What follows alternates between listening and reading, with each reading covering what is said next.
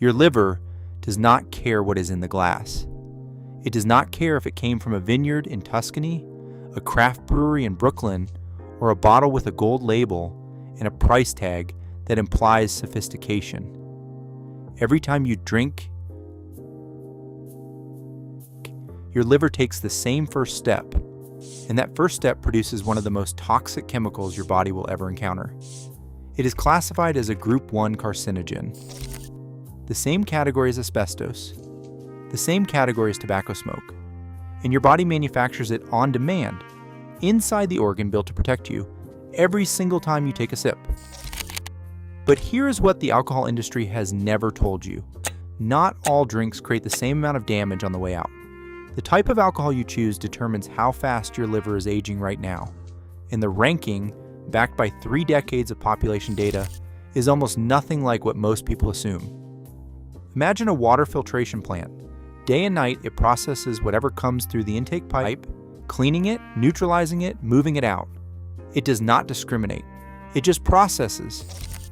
Pour rainwater through every day, and it holds up for years.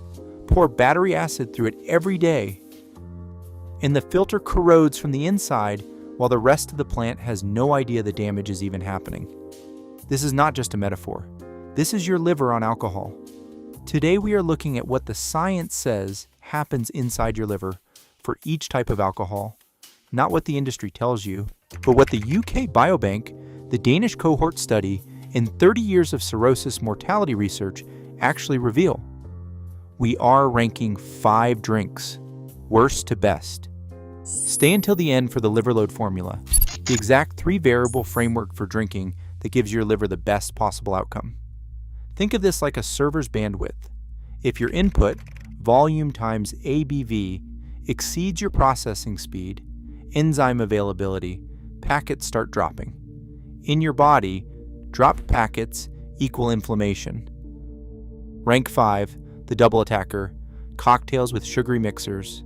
This is the worst thing you can hand your liver on a Saturday night, and not for one reason. For 2 reasons, happening simultaneously in the same organ at the same time. Attack 1.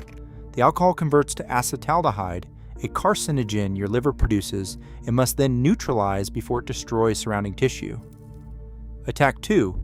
The fructose in the mixer bypasses normal sugar metabolism entirely and goes straight to the liver, where it is stored exclusively as fat, not energy, not glycogen, but fat.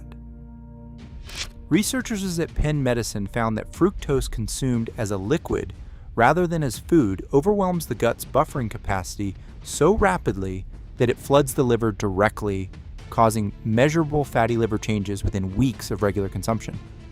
Your vodka cranberry is not one problem for your liver, it is 2, and the second one, the sugar, is the one nobody ever talks about. Imagine sending that filter plant both battery acid and industrial sludge simultaneously. The acid corrodes the membrane, the sludge clogs the pipes. Separately, either one is damaging. Together, they are how you destroy a filtration system in record time. But strip out the mixer, take away the sugar. What is left? You would think you have solved the problem. You have not. Rank 4, the scorched earth. Distilled spirits, drunk straight. Rank 4. This is where it gets uncomfortable because the drinks your friends call clean are the ones doing the most documented damage. The liver processes 1 standard drink per hour, not faster. That is a biological throughput limit, not a guideline. When ethanol arrives faster than that rate, the liver activates an overflow pathway called CYP2E1, which generates destructive free radicals as a byproduct. Spirits deliver ethanol in concentrated, fast-absorbing form. The overflow activates, and acetaldehyde accumulates. A 1999 time series analysis found that spirits consumption correlated with cirrhosis mortality, with a correlation coefficient R of 0.94. Put simply, it almost perfectly predicted liver death on its own, higher than total alcohol consumption, higher than beer, higher than wine. A 2023 study using UK Biobank data found spirit drinkers had a 48% higher risk of liver cirrhosis than red wine drinkers consuming the same weekly alcohol volume. 48% at the same total alcohol. The type is the variable. The liver is a factory floor. One worker processes 1 widget per hour. That is the speed limit. Beer sends 12 widgets over 3 hours. A spirit sends the same 12 in 45 minutes. The worker is overwhelmed. Toxic waste piles up. The factory starts burning itself to keep up. So what about beer? Lower alcohol, slower absorption. Surely the data looks better. It is all about volume. Rank 3. The Trojan volume. Beer. Rank 3. Beer ranks here not because it is inherently more toxic than spirits, but because the culture around it makes true moderation statistically unlikely. Beer's lower alcohol, by volume, creates a false sense of safety. 3 pints delivers the same ethanol as 3 shots of vodka, but most beer drinkers do not stop at 3 pints. A Danish cohort study of over 30,000 people found that beer and spirits drinkers had comparable cirrhosis risk, while wine drinkers sat in a measurably different category, even after controlling for total alcohol consumed. Most people believe a few beers is a meaningfully safer choice than wine. That is the most common myth in social drinking. It is physiologically backwards. Beer is the biological equivalent of receiving the same payload in a larger, friendlier box. Your liver doesn't read the label, it reads the ethanol. A slab of beer carries the same load as a bottle of wine, just packaged in something that goes down faster and invites more. Now we move into the top 2. This is where the data gets genuinely surprising. Rank 2. The neutral, dry white wine or champagne. Rank 2, not because of what it does for your liver, but because of what it does not do. Dry white wine removes the fructose double attack of cocktails and the volume trap of beer. A glass of dry champagne carries 1 to 2 grams of residual sugar, compared to 20 plus grams in a pina colada. The liver gets 1 problem to solve instead of 2. However, white wine contains none of the polyphenols that give red wine its comparative advantage in the research.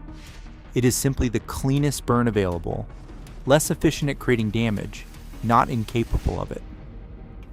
The Lancet found that drinking with meals, the Mediterranean pattern, was associated with significantly lower cirrhosis risk regardless of beverage type.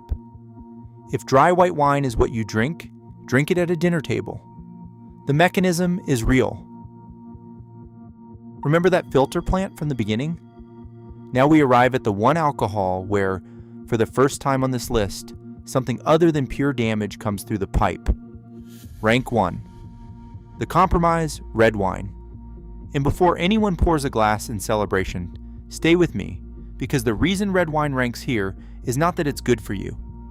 It is that it is the only alcohol on this list, where the delivery vehicle contains compounds that actively fight back against the damage the alcohol is causing. Red wine contains Resveratrol, a polyphenol from grape skins that has generated over 700 peer-reviewed studies on liver health alone. A University of South Florida study found that resveratrol activates sirtuin enzymes, the exact enzymes alcohol shuts down during metabolism. Mice given alcohol and resveratrol had liver fat levels 3 times lower than those given alcohol alone. The UK Biobank study used red wine drinkers as the reference group, meaning spirits were 48% worse and beer 36% worse than the baseline red wine data. The most common myth is that wine drinkers are just healthier people. Researchers adjusted for diet, income, smoking, and body mass index. Red wine still ranked ahead. The polyphenol content is a genuine biological variable. Now the skeptics will say, it doesn't matter what you drink, only how much. This is half true, and half true in this case is dangerous. The half-truth trap. Total volume matters, absolutely. 20 units of red wine per week, and you are not protected by resveratrol. You are pickling your liver in a more sophisticated fluid, but the claim that type doesn't matter at all is flatly contradicted by the data. A 1 liter increase in spirits consumption is associated with a 35.2% increase in cirrhosis mortality. The same 1 liter increase in wine produces no statistically significant increase. That is not a rounding error. That is the type mattering enormously at the same consumption volume. Volume is the loudest variable. Type is the second. Why refuse the second? Now, I want to be real with you. This ranking is not a permission slip. Here's the framework. The liver load formula. 3 variables applied every time. Variable 1, the type filter. Choose in this order: red wine, dry white wine, light beer, spirits, cocktails. If your drink is not on that list, choose consciously. Variable 2, the pace rule. 1 standard drink per hour.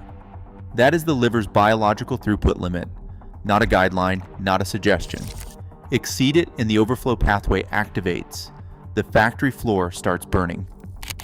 Variable 3, the food buffer. Drinking with protein and fat slows gastric emptying, reduces peak ethanol concentration reaching the liver, and cuts acetaldehyde accumulation dramatically. Mediterranean populations don't just drink wine, they eat while they drink.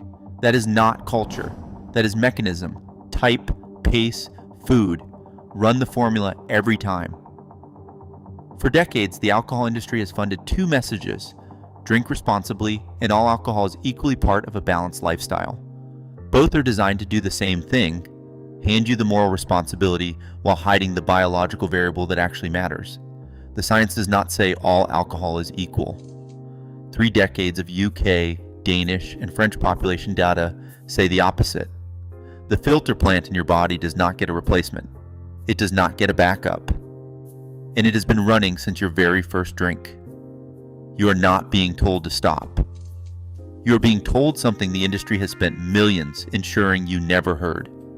The choice of what goes in the glass is a biological decision. The data says so. The liver says so. And now, so do you. Quick note: nothing in this video recommends alcohol consumption. This ranking reflects comparative liver impact data for healthy adults who already drink. If you have any liver condition, are on medication, are pregnant, or have a history of alcohol dependence, 0 drinks is the only correct number. Speak to your doctor. Now, comment below. Are you a red wine optimizer, a beer volume tactician, or a cocktail committer who now has some serious thinking to do? Tell me which one. Like the video. Subscribe. We are just getting started.